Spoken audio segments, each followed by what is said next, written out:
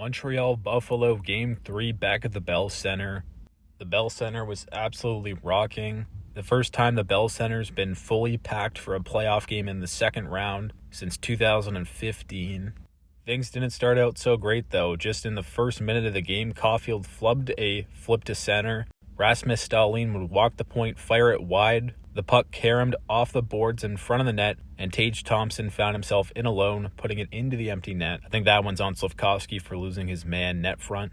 The Habs really pushed after that, got some really good chances, and eventually on a forecheck, Demidov and Newhook win a puck battle, center it for Jake Evans. He gets a beautiful chance in the slot, but the rebound pops out to Alex Newhook, who fires it on, and it hits Connor Timmins' skate and into the net, and we have ourselves a tied game. Newhook gets his fourth goal in as many games, and he's playing like he did in the regular season. He's using his speed off the rush very nicely, making strong defensive plays. It's important for this top six to get going. Newhook, Demidov, they really struggled against Tampa Bay, so it's nice to see them getting on the board here.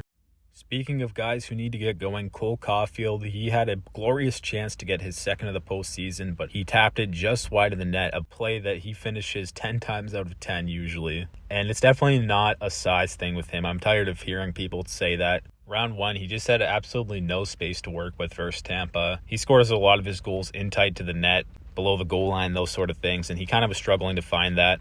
Against Buffalo, I think he's definitely had some better chances. He hit the crossbar last game, and it's really just a confidence issue, I think. Shortly after on the power play, he had another chance, but he flubbed the puck over the net. And on that same power play, Lane Hudson recognizes that Jordan Greenway is without a stick. He dances by him, ankle breaker, then makes an insane pass into the slot, and it's Cole Caufield with another wide open net, but this time he finishes it, and Montreal takes the lead. Montreal continued to press. Philip Deneau stuffs the puck in net front. However, the goal is waved off as the ref blew the whistle slightly before the puck went in, despite it being loose. Habs get robbed of a goal here. You could potentially say it's goalie interference, but Deneau does get pushed into the net, so I think that that's 100% a goal, and Montreal got robbed. A few moments later, Logan Stanley gives the puck away in the neutral zone, then Joe Veleno beats him in a race to the puck. Veleno centers, and it's Zach Bolduc who one times it blocker side on Lyon to make it 3-1. Beck Malenstein then runs Jakub Dobej on a net drive, 110% intentional. He did not try at all to avoid contact with Dobej. He ran him straight over. As of recording, he just got fined for this, but it was only a 2-minute penalty on the play somehow. Clearly intent to injure. Dobej has been shutting Buffalo down. They're trying to get in his head. They're chirping him after goals. They're crashing the crease hard. Somehow it's only a 2-minute penalty. Should have been a 5 in my opinion, but it is what it is. And on the ensuing power play, Montreal makes them pay. Lane Hudson with the point shot. Juraj Slafkovsky deflects it home for his first goal of the playoffs since Game 1 against Tampa Bay. 4-1 Canadiens. Nice to see Slafkovsky with the goal. And that's exactly what I want to see from Juraj Slafkovsky on the power play. Using that 6'3" frame to screen the goaltender and cause havoc in front of the net. That's an area of his game that I think he's kind of lost. He used to tip pucks all the time and be in front of the net, but now he seems like he's more of a periphery player, which does bring out his playmaking skills more. But nonetheless, becoming a more versatile player is something that I want to see from him. And Jakub Dobej had some words for the Sabres bench post-goal. You love to see it. With 5:15 to go on the Sabres power play, it's Rasmus Dahlin with a point shot. Dobej didn't see it, and the Sabres cut the lead in half heading into the third. After a big penalty kill, Deneau and Texier get a 2-on-1. Texier misses the one-timer wide, but the rebound pops into the slot.